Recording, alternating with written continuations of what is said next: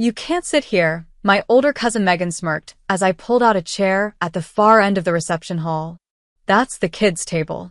The laughter that followed wasn't just from the actual children seated nearby. It came from my own mother. My aunt. Even my sister glanced over from the head table, her lips curling into that tight, satisfied smile she always wore when I was humiliated. Before we begin, drop a comment and tell us what would you do in this situation? Be honest, tell me in the comments below. We read every comment. Let's begin. I stood frozen, my thrift store heels already blistering my feet. My dress, a faded blue one I'd borrowed from a neighbor and altered by hand, suddenly felt like a beacon of shame under the chandelier light. I forced a shaky smile. There are no other seats. Megan shrugged. Should have RSVP'd with someone. Or maybe at least worn something that didn't scream donation bin. She can't even afford a proper dress, my mother whispered, loud enough for half the table to hear. The other half leaned in. Her words were bullets. I absorbed each one. I sat anyway, head down, silent. If I didn't, I'd cry. And if I cried, they'd win. They already had. Until, excuse me, a deep, clear voice echoed above the snickers. Is this seat taken? I looked up and forgot how to breathe. Standing beside me in a tailored black suit was Drew Hayes, the CEO of Hayes Aerospace. He wasn't just rich. He was everywhere, on TV and magazines, Forbes' list of top tech entrepreneurs under 35. I blinked, unsure if I was hallucinating. Then came the real shock. He wasn't alone. Behind him stood two more men in sharp suits. Security detail. The room hushed. Megan's wine glass hit the table with a quiet clink. My mother paled. Drew? I stammered. What are you doing here? His smile was soft, almost teasing. Looking for a seat. But more importantly, I came for you, Riley. He said my name like it was sacred. Then, he pulled out the chair beside me, completely ignoring the gaping crowd, and sat down like he belonged there. Like I belonged. The air shifted. You could feel it. Then came the moment I will never forget. He reached into his inside pocket and placed something in front of me, a small velvet box. The room collectively held its breath. Let's not do this here, I whispered, panicked. My cheeks burned.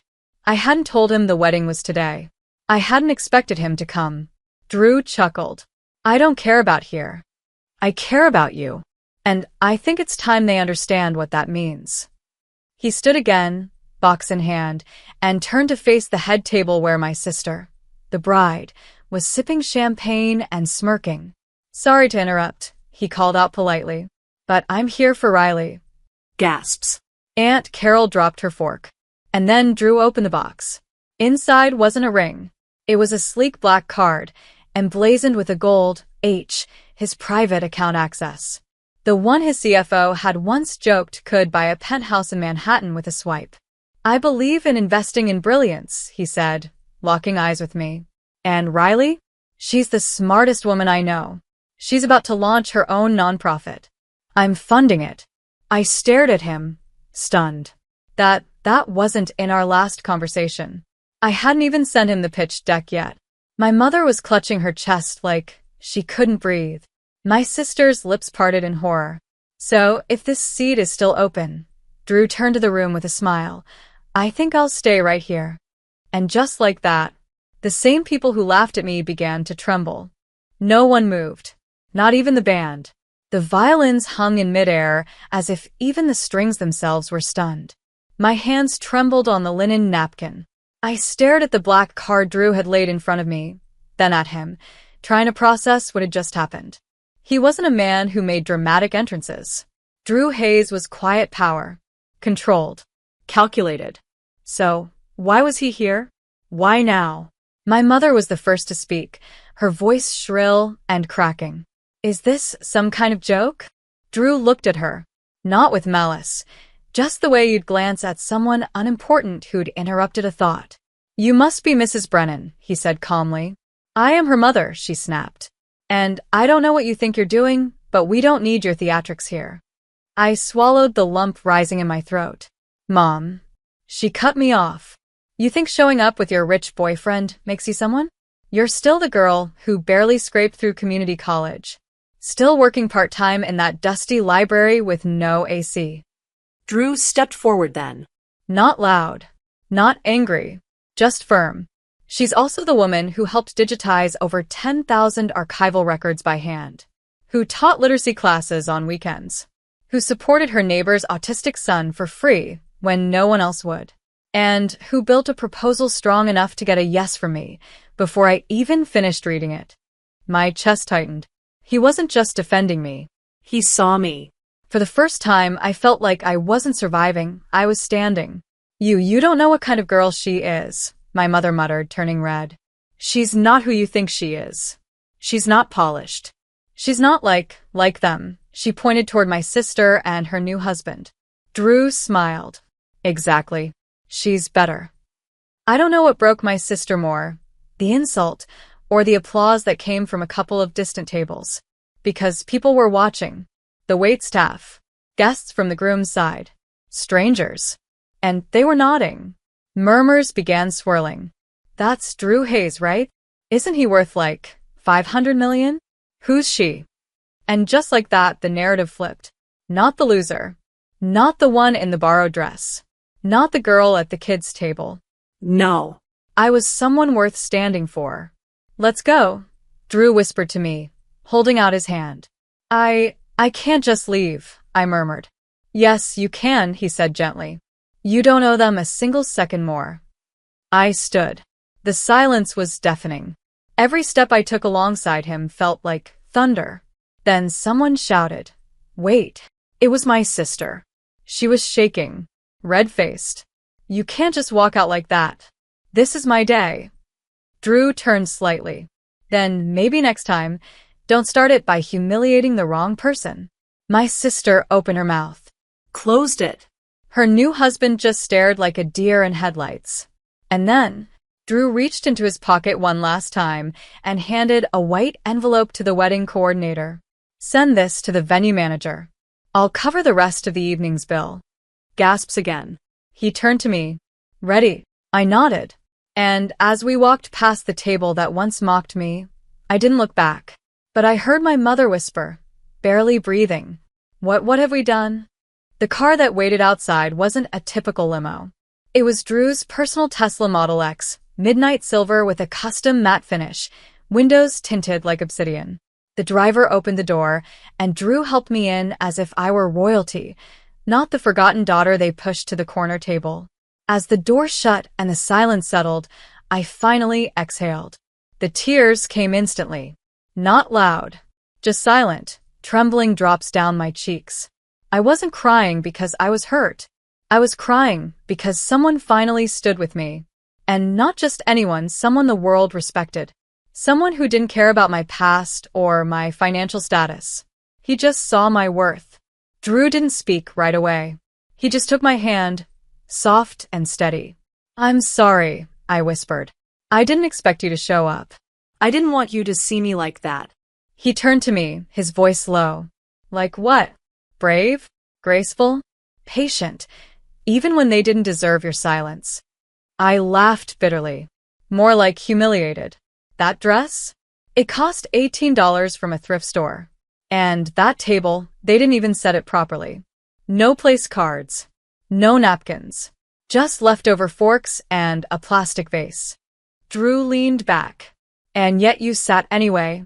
You sat with dignity. You didn't raise your voice. You didn't storm off. Riley, I've been in boardrooms with billionaires who didn't have a fraction of the composure you showed tonight. His words were so sincere it hurt. I was always the invisible one, I said, voice breaking. My sister was the golden child. Honor student. Private school. Engagements announced in magazines. And me? I was the side note. Her?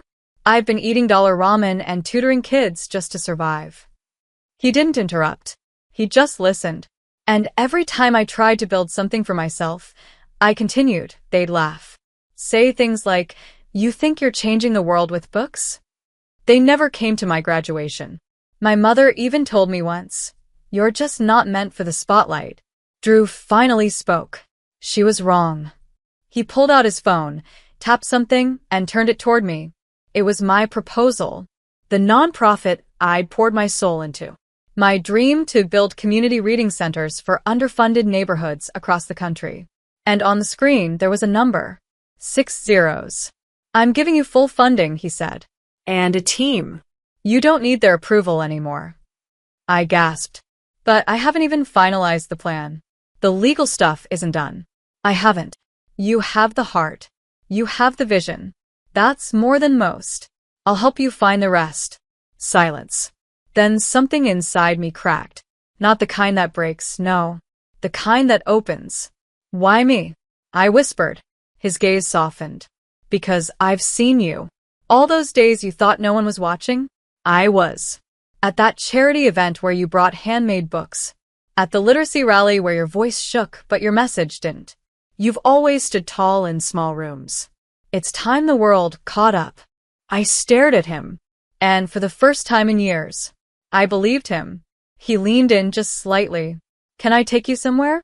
Where? To show you how much they underestimated you.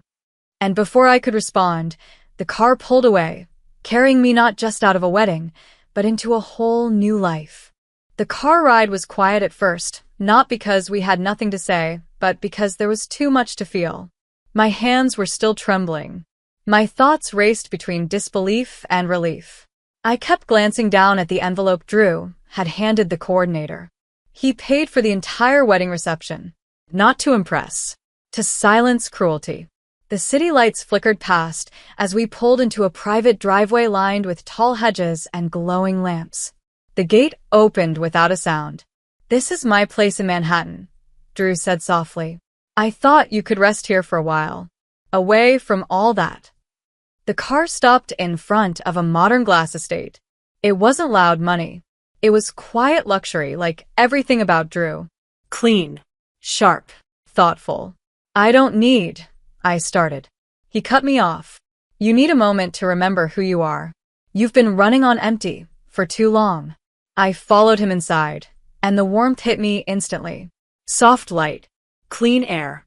A faint scent of cedar and vanilla. And most surreal of all, photographs. Not of him alone, but of moments I had forgotten he had witnessed. There was a picture of me from 2 years ago, standing on a sidewalk in the rain, handing out flyers for my reading program. Another of me at the school where I volunteered, holding a stack of worn-out books with duct-tape spines. My knees nearly gave out. You had these? I whispered. He nodded. You inspired me long before you ever knew my name. We sat on the couch, and I let the silence stretch. Then I turned to him and asked the one thing that had been clawing at me since the wedding. Why did you come today? You never said you'd show up. I didn't even invite you. Drew's eyes held mine. Because I saw the RSVP list. I saw how they listed you. Riley Brennan, no guest. And I knew they were setting the stage for something cruel. I've seen it before. The way families tear down the ones who don't shine the way they want them to. I felt my throat tighten. So I decided if they wanted a show, I'd give them one. But not for revenge. For you. I wanted to break down right then. I didn't even know how to process being chosen like this. I have something else, he said, standing and pulling out a slim laptop from his briefcase. He opened it and pulled up a website, New York Civic Media. My photo was on the front page. Not from the wedding. From earlier that week. A feature story titled, The Woman Reviving Literacy, One Block at a Time. Drew smiled. I pitched your story. They'd been looking for a new face to feature in their Change Agents campaign. I sent your work, your stats, and a few of those photos. You're kidding. They emailed me the draft this morning. It goes live at midnight. I stared at the screen. My photo. My words. My vision. And suddenly, something shifted inside me. I wasn't a background character anymore. I was the headline. By the next morning, everything had changed. When I woke up in Drew's guest room, sunlight spilling through linen curtains, soft sheets tangled around my limbs, it felt like a dream. But the laptop still sat open on the desk beside me, my face on the front page of a major news site. The headline was real. The article was real. And so was the storm it unleashed. By 8:17 a.m., I had 147 unread emails. By 9 o'clock, 3 producers from national morning shows had contacted me. By 10:32, I was trending on Twitter. Hashtag Riley the Reader. Hashtag Change Agent. Hashtag From Kids Table to Heroin. But none of that compared to what happened at 11:13 a.m. My mother called. I let it ring. Then my sister texted. Please. We need to talk. Mom is freaking out. What the hell is going on? Drew and I were already en route to the studio where I'd agreed to give a short interview. On the ride, I asked him, should I go see them? He looked at me thoughtfully. Only if you're doing it for you. Not for closure. Not for validation. You don't need their version of sorry. You already won. But part of me still needed to see their faces. So after the interview, I asked the driver to take a detour. We stopped in front of my parents' house, the same modest brick home where I'd been told over and over again that dreams were luxuries people like me couldn't afford. I knocked on the door. It opened fast, too fast. My mother stood there, pale, trembling. My father behind her. My sister to the side, mascara smeared, phone still in hand. Riley, my mother breathed. You're on television. I know. My sister stepped forward. Why didn't you tell us you knew him? I didn't think it mattered to you. It does now, she snapped. We didn't mean to make you feel small. We just thought you were always the quiet one. The bookworm. You never wanted the spotlight. No, I corrected. You just never let me have it. My mother reached for my hand. Riley, the things we said at the wedding, we were just joking. You know how family is. Do you? I asked softly. Because a real family doesn't mock you at your lowest. A real family doesn't humiliate you in front of strangers. A real family doesn't call your dream pathetic. She burst into tears. And then, like a scene I never expected, she fell to her knees. Right there on the porch. I'm so sorry, she whispered. We were wrong. We were so wrong. My father followed, a heavy man who'd rarely spoken much. He knelt slowly, as if weighted down by shame. Even my sister, who once rolled her eyes at my every word, sat down on the steps, head in her hands. They didn't cry for me. They cried for what they lost, the version of me they never bothered to know. Drew waited by the car. I didn't stay long. Just long enough to say, I forgive you, but I won't forget. Then I left, because the girl they once laughed at was gone. In her place stood a woman with power, purpose, and peace. And as the door closed behind me, I knew I'd never be invisible again. If this story hits you even a little, just hit that like button. It helps more than you think. Don't forget to subscribe if you've ever felt this kind of pain. You're not alone.